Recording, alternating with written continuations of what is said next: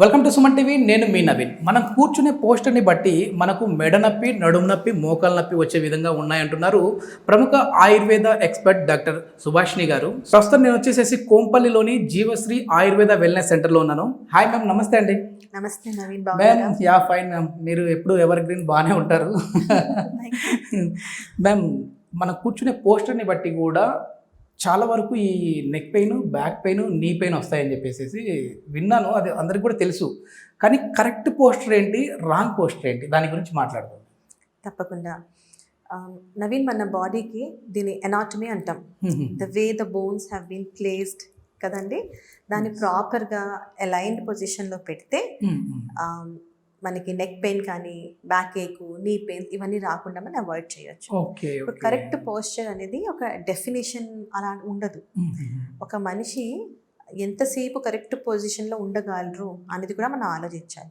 స్ట్రైట్గా ఇలా ఎరెక్ట్గానే కూర్చోవాలి అనేది కరెక్టే, కానీ ఇంకా అలా స్టిఫ్నెస్ తెచ్చేసుకోకూడదు. మేడం చెప్పారు కదా అని చెప్పేసి పూర్తి ఇట్లా కూర్చున్నా కూడా ఇబ్బంది. ఇలా కూర్చుంటే చాలా మంచిది, కానీ అప్పుడప్పుడు ఇలా ఇలా ఎరెక్ట్గా ఉన్నప్పుడు స్టిఫ్నెస్ ఆఫ్ లో బ్యాక్ ఏక్ అని కూడా మన దగ్గరకు వస్తూ ఉంటారు. So what I'm trying to say is, ఇప్పుడు మీరు కూర్చున్నారు కదా ఇలాగా కంఫర్ట్గా, మనకి కంఫర్ట్గా బాగుంటుంది.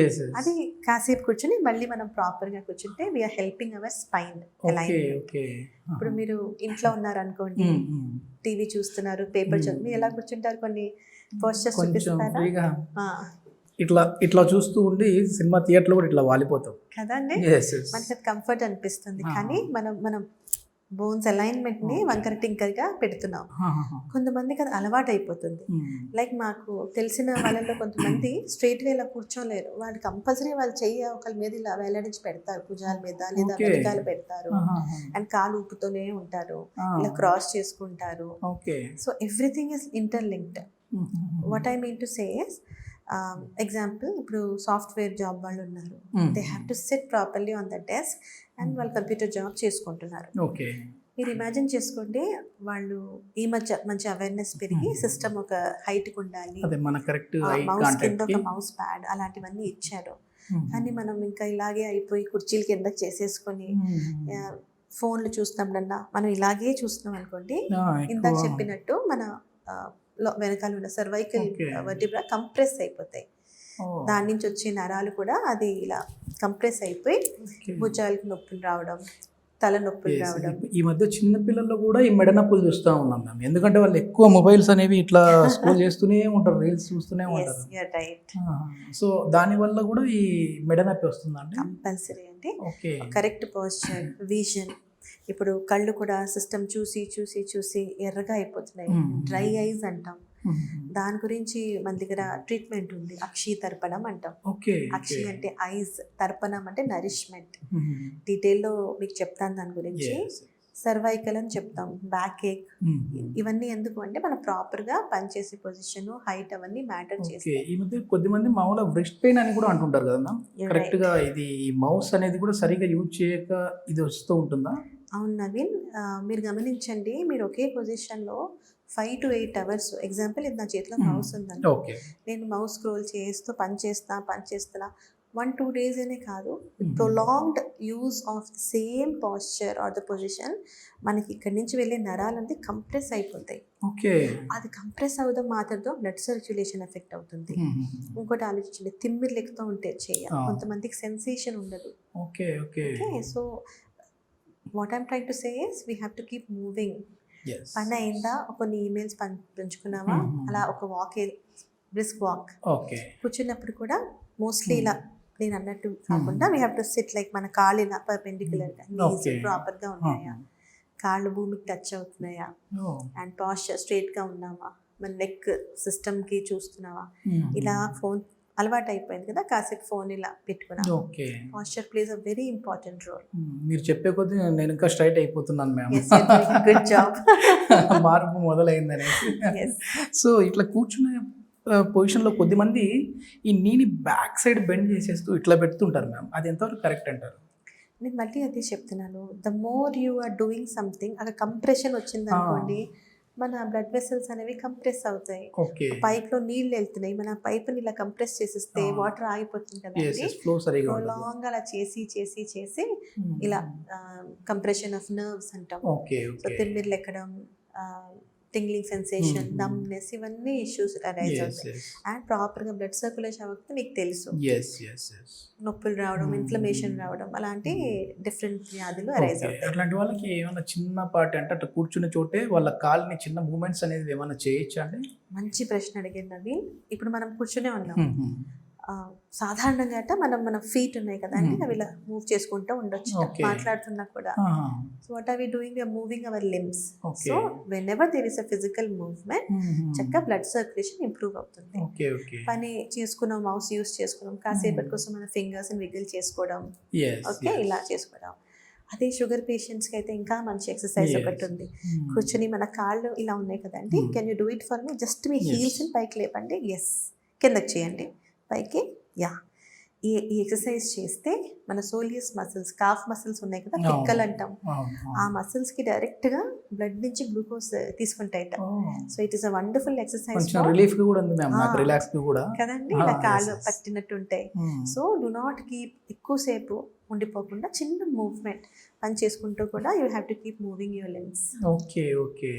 మామూలుగా కొంచెం ఇట్లా కూడా మనం చేసుకోవచ్చు, నీ పెయిన్ రాకుండా. ఏదో ఒకటి మొత్తానికి బాడీలో మూవ్మెంట్ అనేది చిన్నపాటి మూవ్మెంట్ జరుగుతూ ఉండాలి. ఇదైతే చాలా ఈజీ కదా, ఫ్లెక్స్ చేసుకుంటాం, మన నీ జాయింట్స్ కూడా మంచిగా అనిపిస్తాయి. దీనికి ఇవన్నీ చేసాం మ్యామ్, కానీ మాకు మోకాళ్ళ నొప్పులు తగ్గలేదు, నడుము నొప్పులు తగ్గలేదు, అదేవిధంగా మెడ నొప్పి కూడా తగ్గలేదు. ఎన్నో మందులు కూడా వాడాము.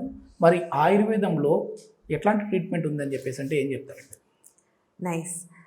మా దగ్గర పేషెంట్స్ వస్తారండి, 40 ఇంకా 50, 60s కూడా రాలేదు.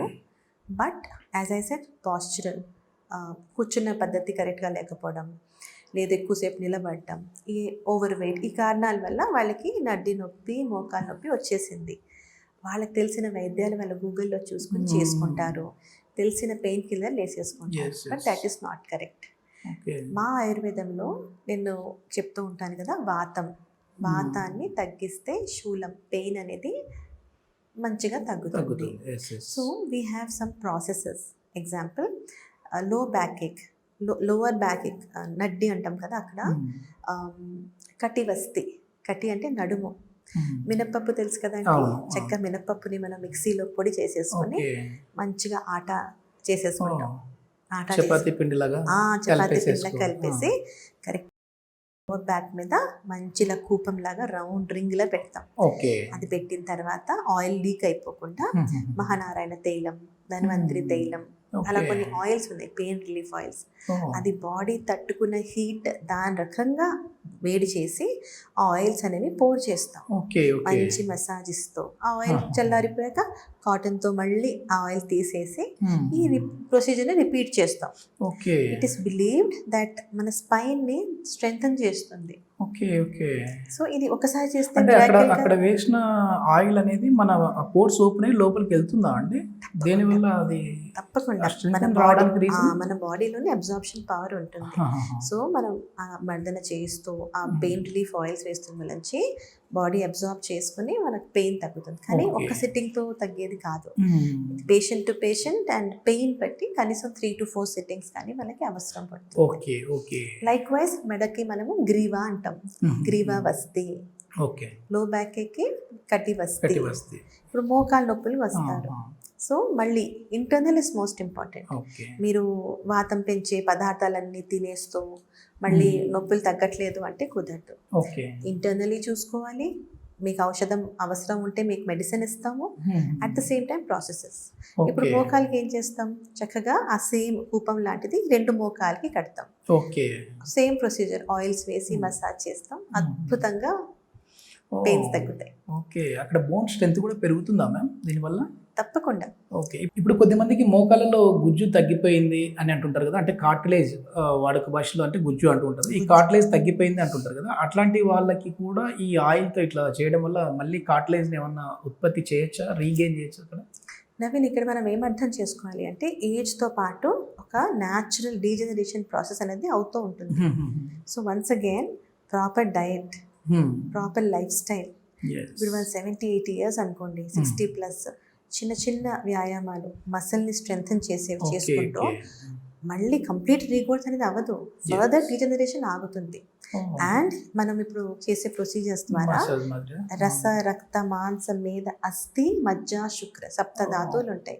అస్థి అంటే bones, we are nourishing the bones. So మనకి ప్రాపర్గా బోన్స్ బాగున్నాయి, మన ఆహారంలో కాల్షియం వైటమిన్ డి ఇందాక డిస్కస్ చేసుకున్నాం, అన్ని పదార్థాలు తీసుకున్నాం అంటే మంచి లైఫ్ స్టైల్, మంచి ఒక బెటర్గా ఉంటారు. చాలా మంచి విషయాలు చెప్పారు మ్యామ్. ఎందుకంటే మేమేం పెద్దగా మూటలు మోయలేదు, లేదంటే ఏదో బరువులు ఎత్తలేదు కదా, మాకెందుకు మోకాళ్ళ నొప్పులు వచ్చాయి, మాకెందుకు నడుము నొప్పి వచ్చాయి అనుకుంటా ఉంటారు. కానీ వాటికంటే కూడా అంటే అవి చేసే వాళ్ళే హెల్దీగా ఉంటారు. ఇంకా ఇట్లా కూర్చొని సరిగా సిట్టింగ్ అనేది ఒక పోస్టర్ సరిగా లేకపోవడం వల్ల ఇన్ని ప్రాబ్లమ్స్ వస్తూ ఉన్నాయని చెప్పేసి చాలా చక్కగా వివరించారు. సో ఈ మోకాళ్ళ నొప్పులు, నడుము నొప్పులు, అదేవిధంగా మెడ నొప్పి ఉన్న వాళ్ళకైతే ఆయుర్వేదంలో చాలా అద్భుతమైన ట్రీట్మెంట్ ఉన్నాయని చెప్పేసి సుభాషిణి గారు చెప్తా ఉన్నారు. సో జీవశ్రీ హాస్పిటల్లో దీనికి సంబంధించి బెస్ట్ రిజల్ట్స్ ఉన్నాయంటున్నారు. ఫర్దర్ ఇన్ఫర్మేషన్ ఏదైనా కావాలంటే మన వెల్నెస్ సెంటర్ వారికి కాంటాక్ట్ నెంబర్ ప్రొవైడ్ చేస్తున్నాం, మీరు వారితో మాట్లాడచ్చు. Thank you ma'am. Thank you Naveen.